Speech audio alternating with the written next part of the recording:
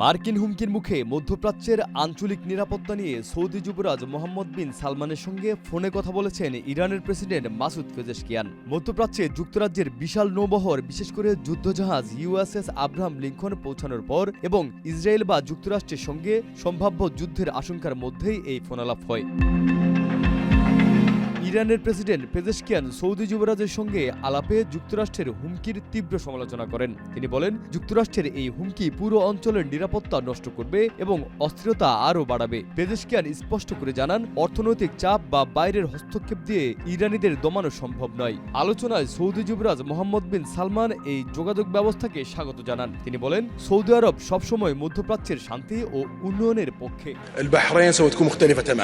সবচেয়ে গুরুত্বপূর্ণভাবে তিনি স্পষ্ট করে দেন, ইরানের উপর কোনো হামলার জন্য সৌদি আরবের আকাশসীমা বা ভূখণ্ড ব্যবহার করতে দেওয়া হবে না। এছাড়া যে কোনো বিরোধ আলোচনার মাধ্যমে সমাধানের উপর জোর দেন সৌদি যুবরাজ। সৌদি আরবের এই অবস্থানের জন্য যুবরাজকে ধন্যবাদ জানান ইরানের প্রেসিডেন্ট। তিনি সৌদি আরবের সার্বভৌমত্বের প্রতি এই সম্মান প্রদর্শনের প্রশংসা করেন। এই ফোনালাপ এমন এক সময় হলো যখন মার্কিন প্রেসিডেন্ট ডোনাল্ড ট্রাম্প বারবার ইরানকে হামলার হুমকি দিচ্ছেন।